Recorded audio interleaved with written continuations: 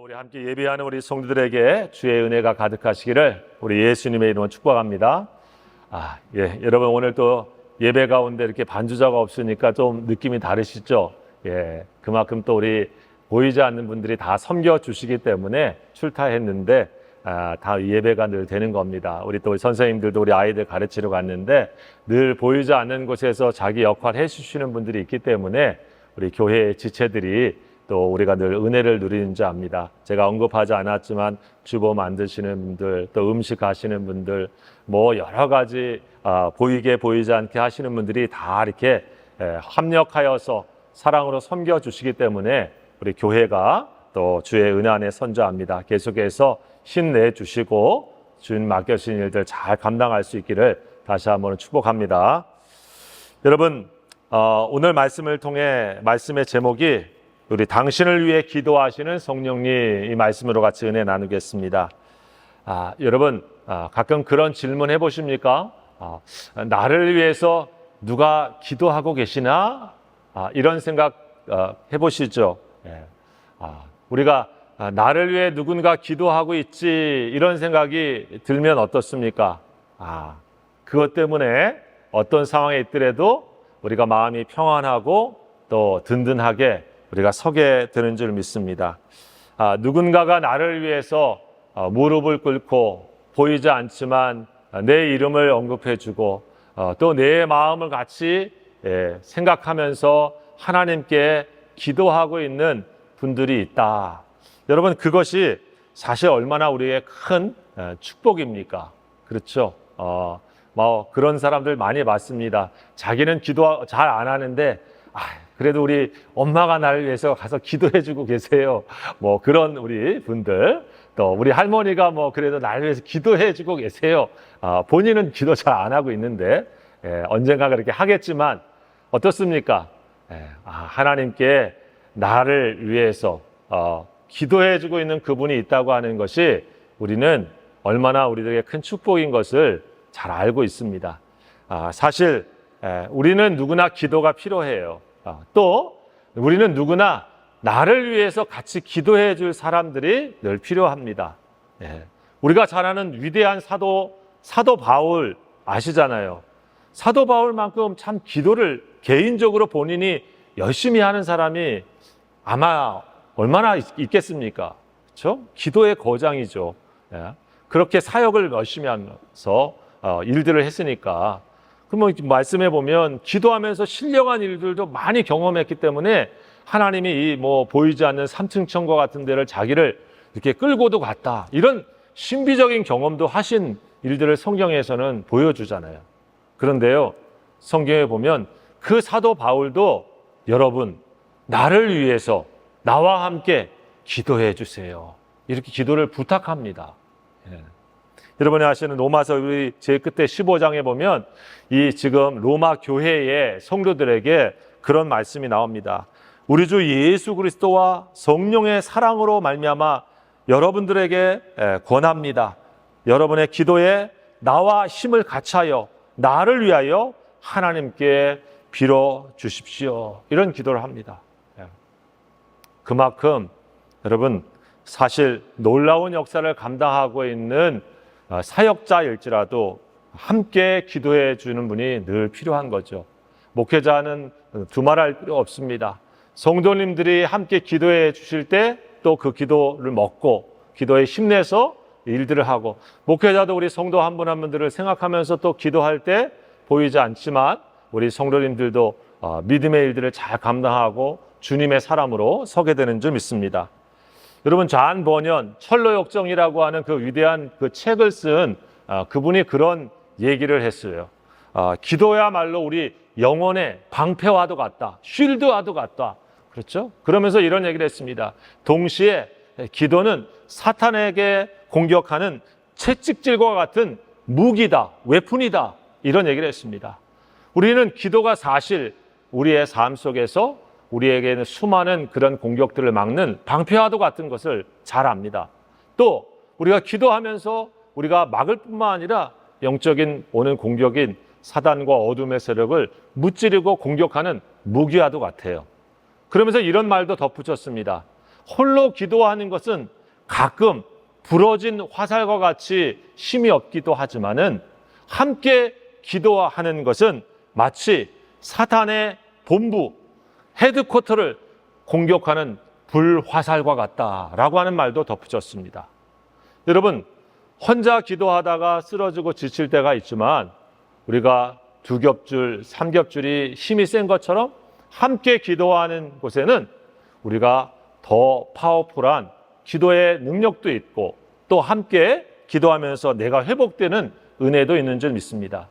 여러분, 오늘 그런 의미에서 신앙생활, 나 혼자 잘하지, 나 혼자 늘 할 수 있어, 이런 마음이 우리가 있을 때가 있지만 어떻습니까?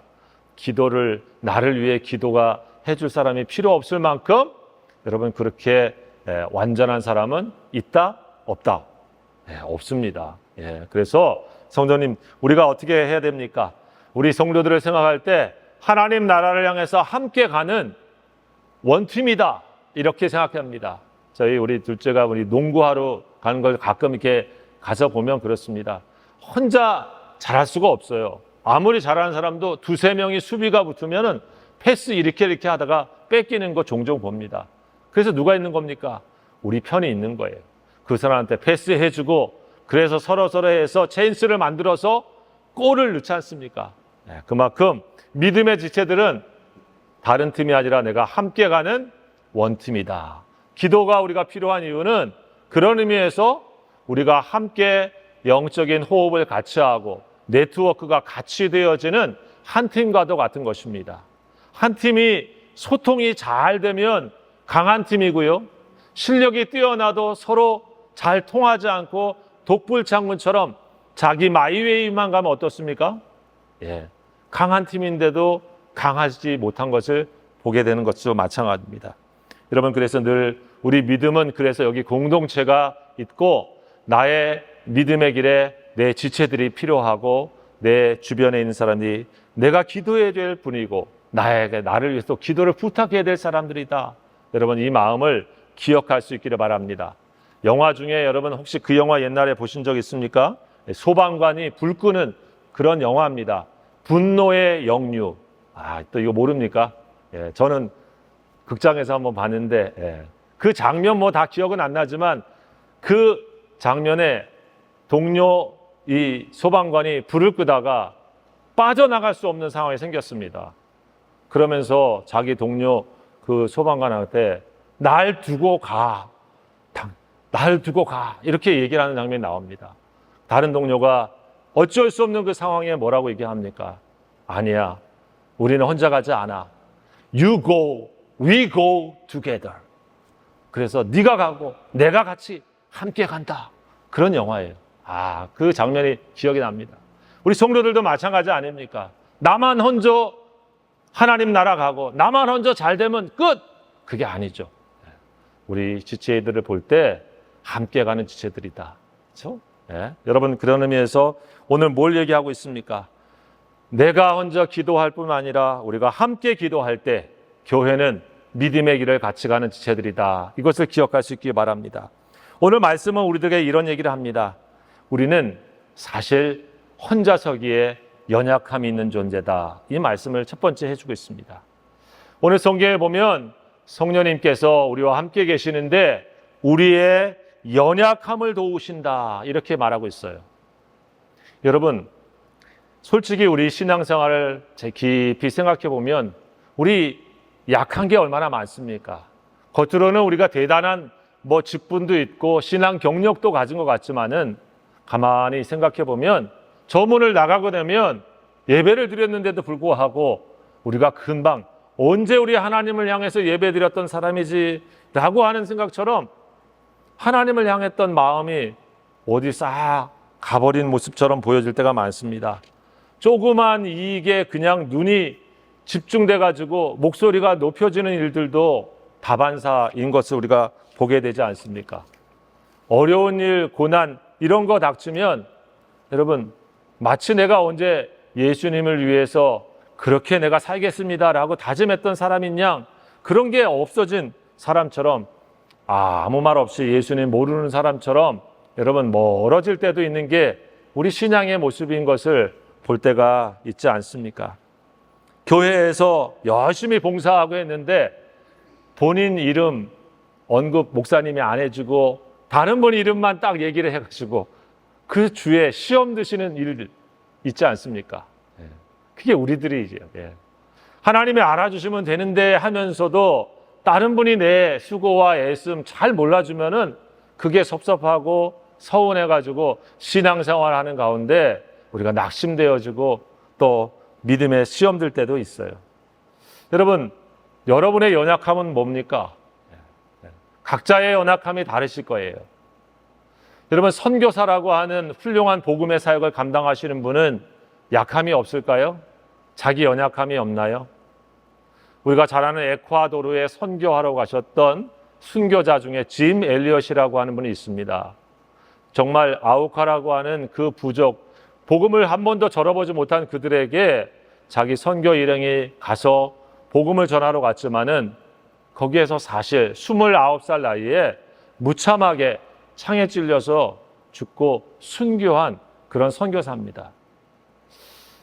뒤이어 그 가족들이 그곳을 포기하지 않고 그 유족들이 또 거기에 가서 사랑을 베풀고 선교하면서 그들이 나중에 감동을 받아서 하나님께 돌아오는 선교의 역사가 있었습니다. 그런데 그 짐 엘리엇이라고 하는 선교사님이 우리들에게는 그렇게 순교하고 위대한 선교사로 기억되지만 자신의 일기 중에 이런 고백을 했습니다. 내 마음은 너무나 차갑고 연약하다. 주님을 향해 타오르다가도 사소한 감정과 이기심에 금방 얼어붙은 나를 보게 된다. 여러분, 믿음의 사람이었고 위대한 순교자조차도 사실은 남모르는 작은 상처 때문에 또 자기 안에 있는 그러한 이기심 때문에 마음이 무너지기도 하고 또 하나님과의 관계가 무너지는 그런 일들도 보는 것을 발견합니다. 여러분, 내 힘으로 사실 우리는 혼자 서기에 연약함이 우리 모두에게 있습니다.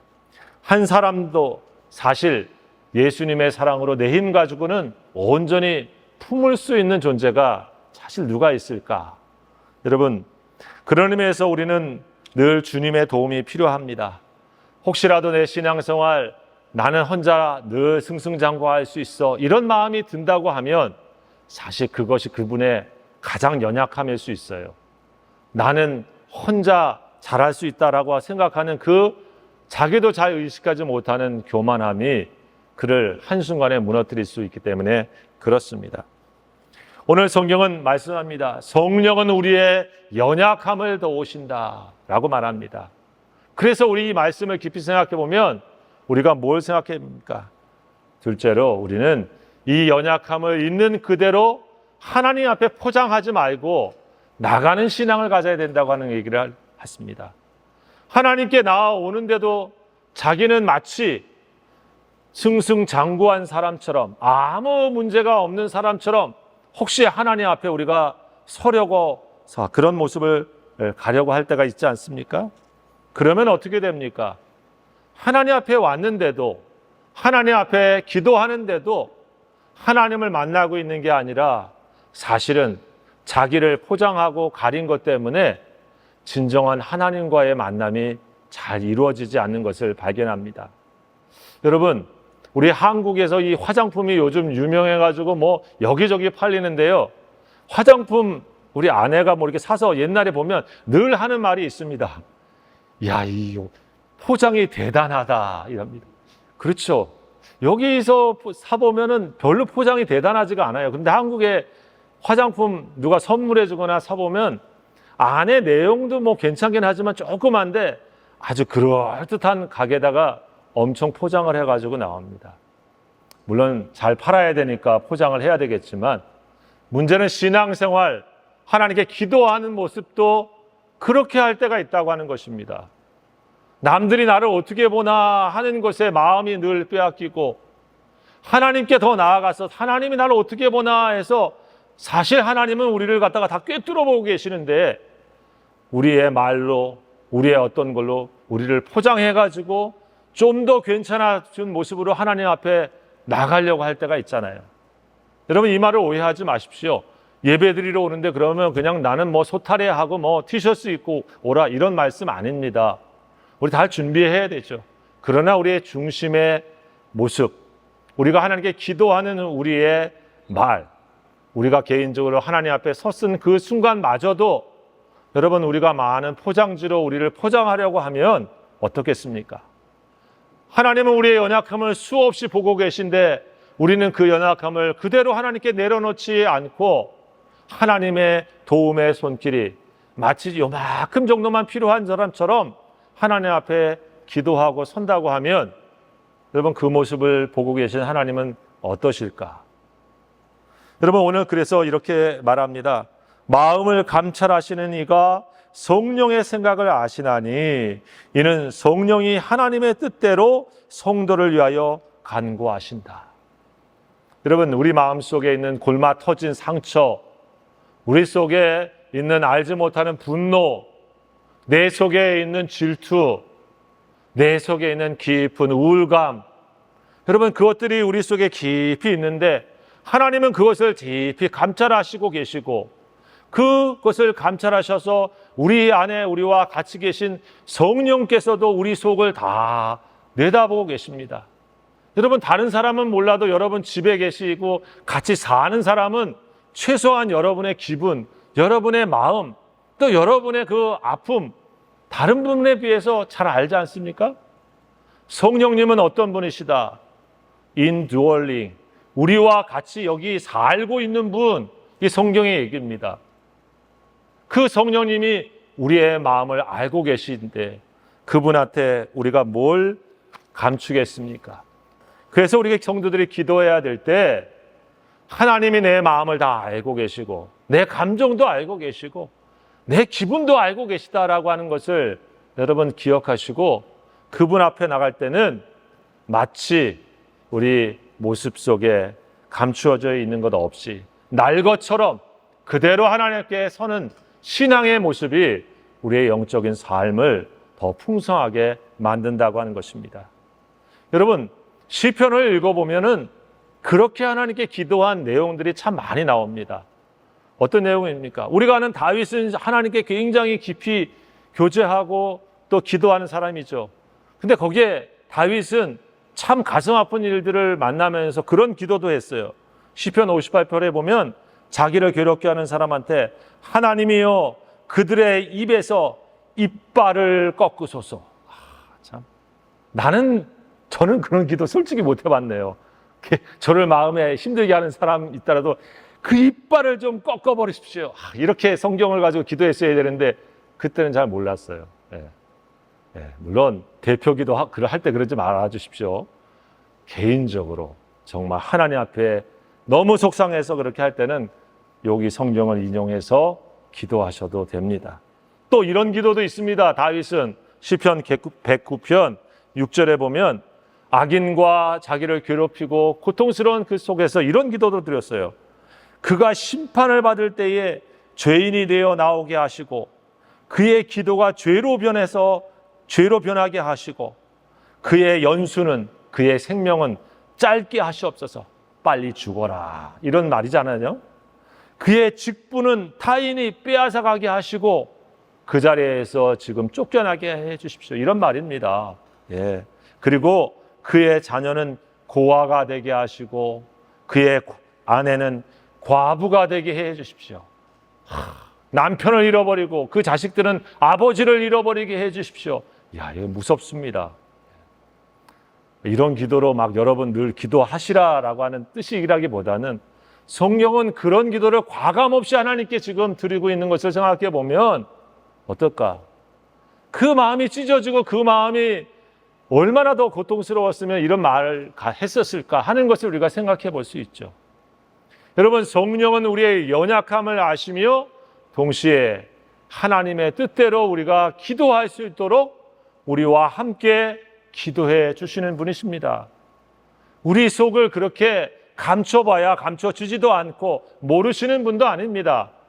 그러니 하나님 앞에 여러분들이 개인적으로 책상에 앉아서 베란다에 앉으셔서 혹은 소파에 앉아서 혹은 교회 책상에, 교회 의자에 앉아서 기도하실 때에 내 마음을 다 알고 계신 하나님, 내 기분을 다 알고 계신 하나님, 내 속상함을 다 알고 계신 하나님 하시며 우리가 날 것 그대로, 우리에 있는 것 그대로 하나님께 내어 놓아도 우리 주님은 그것을 뭐라 하지 않습니다. 연약함은 죄가 아닙니다.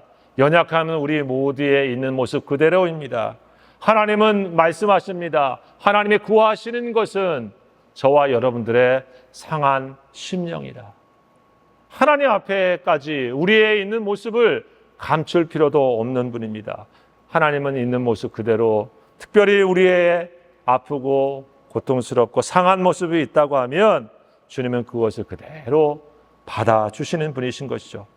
기도의 힘조차 잃어버리고 사실은 우리의 삶에서 삶의 모습들, 껍데기 같은 인생의 모습만이 남아 있을 때도 하나님은 우리의 모습을 책망하시거나 멸시하지 않으시죠. 있는 모습 그대로 우리를 받아주시는 분입니다.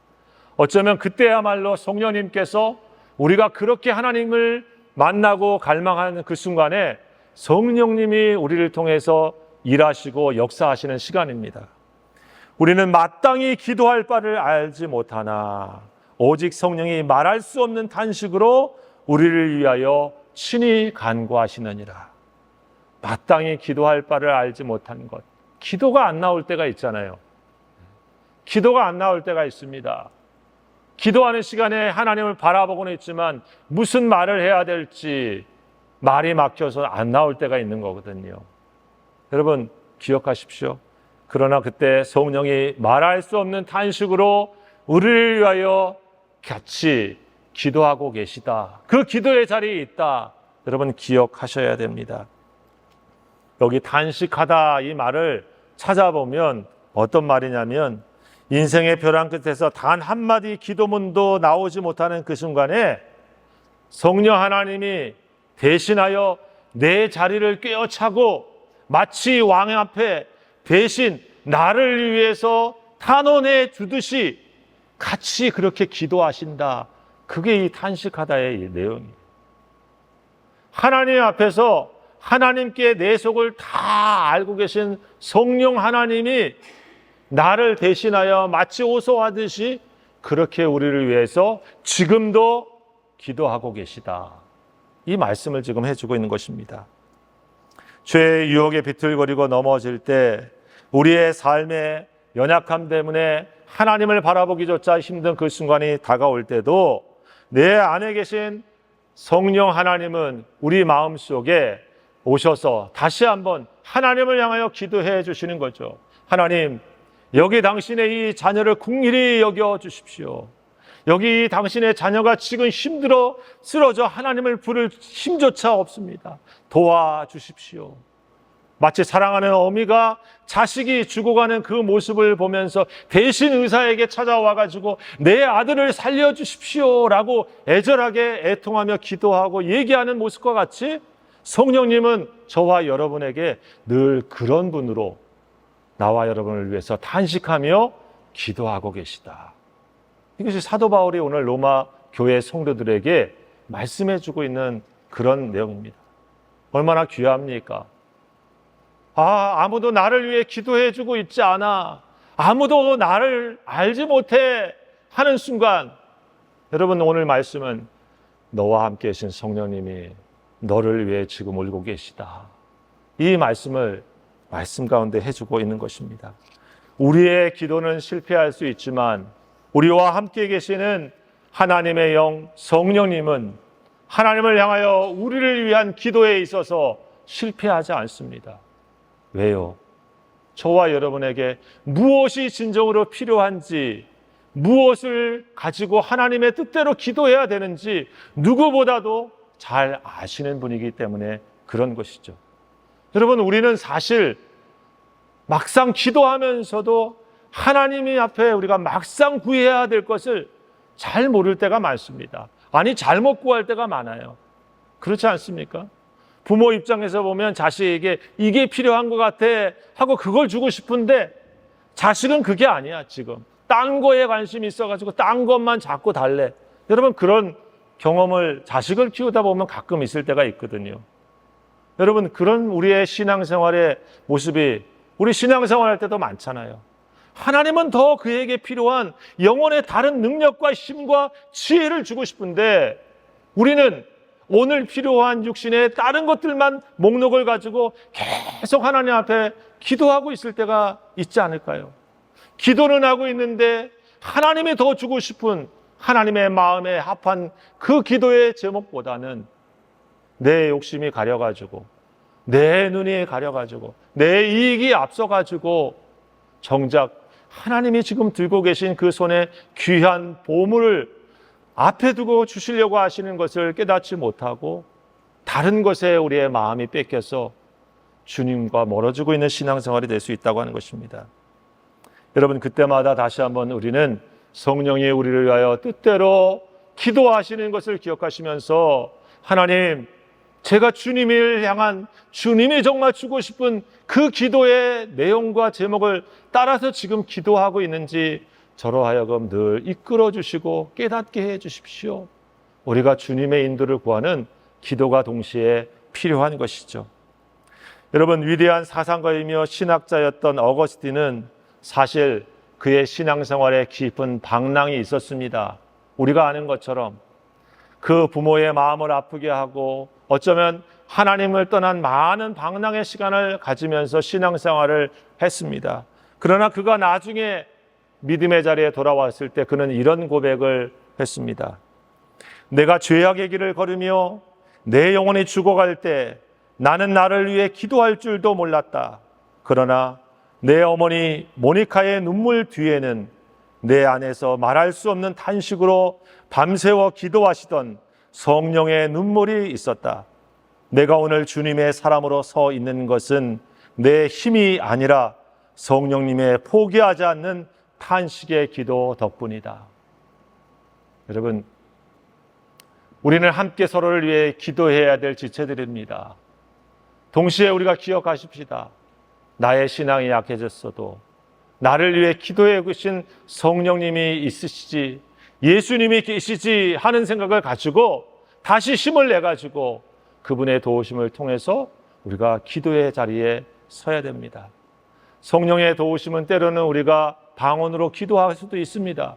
그러나 오늘 여기 말씀은 말할 수 없는 단식으로 기도한 것처럼 인간의 언어로 표현할 수 없는 마음처럼 하나님의 마음을 담아서 우리로 하여금 주님께 나아가도록 돕는다라고 하는 기도의 내용 것입니다.